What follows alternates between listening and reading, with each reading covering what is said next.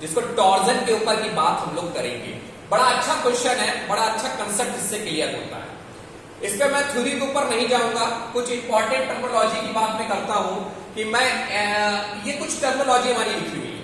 एक क्वेश्चन है जिसका मैंने शॉर्ट फॉर्म लिखा हुआ है कि एक शाफ्ट है और शाफ्ट कैसा है, सॉलिड शाफ्ट है। कैसा शाफ्ट है? सॉलिड शाफ्ट है, मतलब ठोस धातु का शाफ्ट है।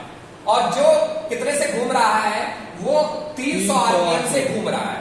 300 आरपीएम मतलब चक्र प्रति मिनट से वो घूम रहा है।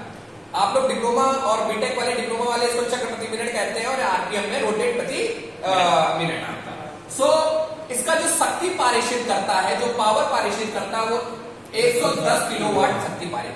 तो क्या कह रहा है तब एग्जामिनर ये कह रहा है कि आप उसका व्यास बताइए, मतलब उसका डायमीटर बताइए। क्या बताइए? डायमीटर बताइए।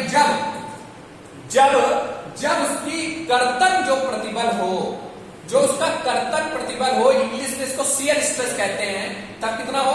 45 मेगापास्कल। अब देखो 45 मेगापास्कल, ये तो समझ में आ रहा है। तो इसको और सिंपल करते हैं तो आप लोग को सब जानते हो, तो इसको दूसरा फॉर्म लिखा जाता है 45 मेगा मतलब 10⁻⁶ न्यूटन प्रति मीटर स्क्वायर। लेकिन सारा डाटा क्या है, एमएम में हम लोग कभी कभी ले लेते हैं, तो और क्या लिख सकते हैं? और लिख सकते हैं 45 न्यूटन प्रति एमएम स्क्वायर। ये क्लियर है? ये क्लियर है। तो हम एमएम में भी बनाना सीख गए। मेगा से चले 10⁻⁶ न्यूटन प्रति मीटर स्क्वायर। 6 को हटाया क्योंकि देखो 1000 मतलब क्या होता है, 1 metre is equal to 1000 mm। तो यहां से डिवाइड से काट दिया तो 45 मतलब 10⁻⁶ करेगा तो 45 न्यूटन प्रति mm स्क्वायर। अब देखिएगा इस कंडीशन में, पहले कंडीशन पे हमें डायमीटर निकालना है, तो 2 डायमीटर निकलेंगे। पहली जब कंडीशन क्या है, ये। अब दूसरी कंडीशन जब क्या है, जब उसका कोण मतलब सेट को, क्वेश्चन को ध्यान से समझिएगा, अभी कुछ नहीं करने जा रहे। जब सेट को कितना तोड़ दिया जाता है, 2 डिग्री मोड़ दिया जाता है, ट्विस्ट कर दिया जाता है। तो ये क्या है? Twisting angle. क्या है? Twist angle. क्या है? Twist angle. और ये क्या है आपका? Shear stress. क्या है? शियर स्ट्रेस, जिसको हिंदी में क्या करते हो? कर्तन प्रतिबल। सी क्या है? Modulus of rigidity. क्या है? मॉडुलस। जरा इसको कन्वर्ट करते हैं, इसको कन्वर्ट करते हैं तो पहले 80 गीगा 10⁻⁹ 10⁻⁹ पास्कल, मतलब पास्कल इसका न्यूटन प्रति मीटर स्क्वायर। अब देखो हमें एमएम में कन्वर्ट करना है, तो 10⁻⁶ तो हट जाएगा, तो बचेगा 3 बचेगा। So that is called 0.8 Newton प्रति एमएम स्क्वायर। कोई दिक्कत? कोई दिक्कत नहीं है। हमारा ये कंसेप्ट हमने कर लिया है। अब जरा इसको देखना, तो बुक ने इसको थोड़ा चालाकी से लिखा है। उसने लिखा है चालक और चलित घिरनियों के बीच की दूरी। अरे स्वाभाविक तुम्हें मालूम है कि जब तुम लोगों ने देखा होगा चक्की पे जाते हो तो 60 क्या है, एक 60 इधर लगा रहता है, एक 60 इन 2 60 के बीच पट्टा बड़ा रहता है। तो एक 60 और 2 60 के बीच की जो दूरी की बात कर रहा है वो कितनी है? 3 मीटर। इसलिए तुम्हें एल बस फाइंड करना था। अब देखो ये मेरा बेसिक कंसेप्ट है, आप सवाल कैसे सॉल्व करोगे। जब भी टॉर्जन के न्यूमेरिकल आप लोग देखो, जब भी टॉर्जन, जैसे मैंने आपको अपने वीडियो लेक्चर में आपको जड़त्व का सवाल बताया था, तुमने क्या कहा? पहला स्टार्ट कहां से करो, पहले देखो फिगर कहां से कटी है।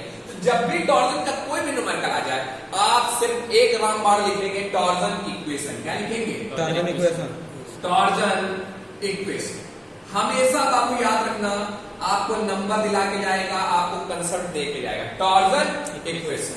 टॉर्जन इक्वेशन क्या होता है? सब लोग मेरे साथ, 3R/IP is equal to C⁻L τ/R। हर सिंबल की अलग अलग मीनिंग है। T क्या है? Twisting movement. T क्या है? Twisting movement. IP क्या है? Polar movement of inertia. बहुत पूछता है कि पोलर मूवमेंट ऑफ इनर्शिया क्या होता है, उसको पढ़िएगा और मैंने बताया भी है। Polar movement of inertia circular के लिए क्या होता है? π/32 d⁴ π/32 d⁴। C क्या है? मॉडुलस ऑफ रिजिडिटी, कि शाफ्ट कितना रिजिड है। और थीटा क्या है? कितना मुड़ा गया है, एंगल ऑफ ट्विस्ट। L क्या है? लेंथ। L क्या है? लेंथ। टाउ क्या है? Shear stress. R क्या है? उसकी दूरी, पोलर मूवमेंट ऑफ इनर्शिया। ये सिंबल हमें एज यूजुअल इसको कहते हैं टॉर्जन या मरोड़ इक्वेशन। क्या कहते हैं? मरोड़ इक्वेशन, समीकरण। क्या कहते हैं? ये हमें, अब इसको लेके हमें सब कुछ फाइंड करना पड़ेगा। अब देखिए पहला कंडीशन ये लिख लेंगे आप लोग। अब देखिए हमें क्या करना है, हमें उठाना क्या है। जब भी क्वेश्चन में जब भी क्वेश्चन में आपको पावर दे दे तो आपको पावर का फॉर्मूला तुरंत चिपका देना पड़ेगा। पावर का फॉर्मूला होता है 2 pi into N T, 2 pi N T upon 60, 2 pi N T upon 60। Power कितना है 110, 110 ये हो गया is equal to 2 constant pi constant N कितना है 300। टी तुम्हें नहीं मालूम, टी फाइंड कर लो, टी नहीं मालूम फाइंड कर लो 60 ये, तो टी की वैल्यू फाइंड कर लिया, टी की वैल्यू फाइंड कर लिया। टी की वैल्यू आपकी जो निकलेगी, टी की वैल्यू हमने मान लिया आपके निकले 350, कितना निकल रहा है आपका 3000 समथिंग कुछ निकल रहा है आपकी वैल्यू निकल रही है 3501.67 न्यूटन मीटर या एमएम, न्यूटन मीटर क्या निकल रही है न्यूटन मीटर। क्लियर जी सर।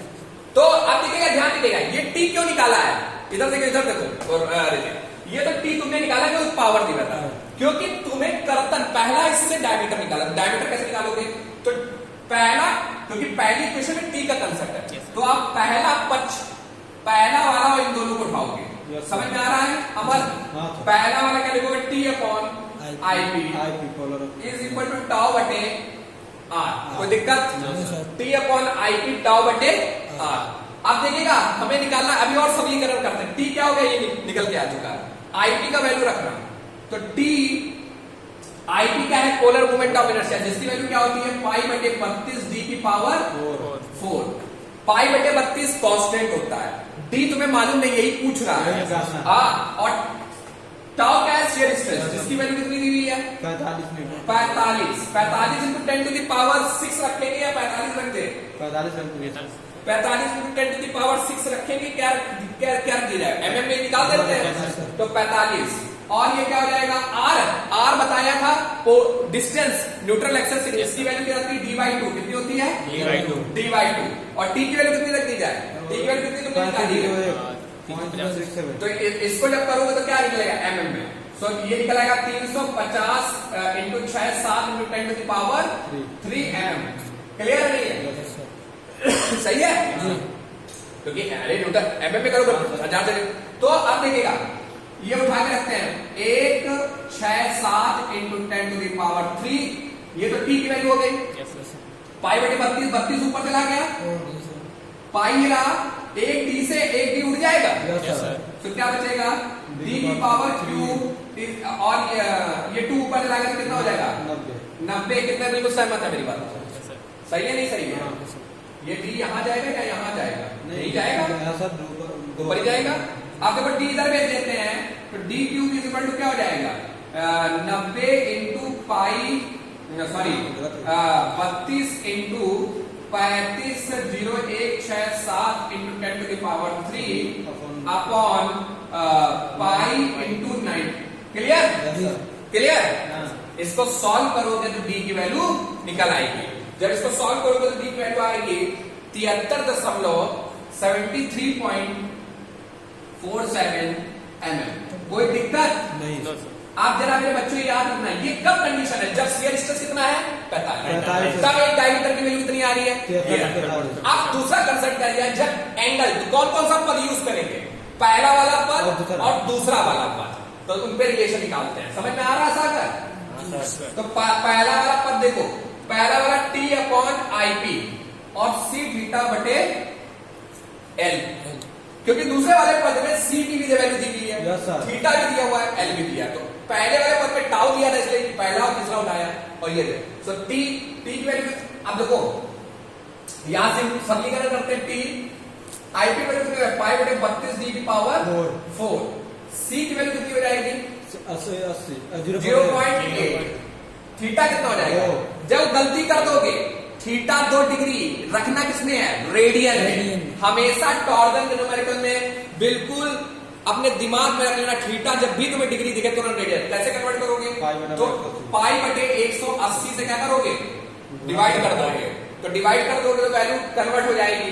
तो कितना रेडियन में कन्वर्ट करके जब आप रखोगे तो ये वैल्यू आपकी कितनी आएगी, पाई बटे 90, कुछ भी आपकी वैल्यू आप मान लीजिए, ये कितना था 2 इंटू पाई बटे 180, और एल की वैल्यू कितनी है L की value 3 to 10 to the power 3 और t की जगह क्या रखते हैं 3 5 0 1 6 7 into 10 to the power 3 क्या d की वैल्यू यहाँ से निकल आएगी ये जब d की वैल्यू सॉल्व करोगे तो d की वैल्यू यहाँ से निकलेगी आपकी 78.67 78.67 mm। सो फिर से एक बार क्वेश्चन समझिए, ये टॉर्जन का न्यूमेरिकल था। टॉर्जन के न्यूमेरिकल में एक सॉलिड सेट में आपको दिया हुआ था ये पूरी कंडीशन, आपसे कह रहा था डायमीटर निकालिए। जब आपका शियर स्ट्रेस ये था तो आपने पहला इक्वेशन बेंडिंग टॉर्जन इक्वेशन लगाई T/IP और टाउ बटे r को रखा। T की वैल्यू आपने पहले पावर से कैलकुलेट कर दी, P = 2π/T/60 से, और उसी की वैल्यू को रख के आपने वैल्यू निकाली। सेकंड पद में आपने एंगल से निकाला। तो thank you, this is the equation of sir वो ये सब लिख दिया T का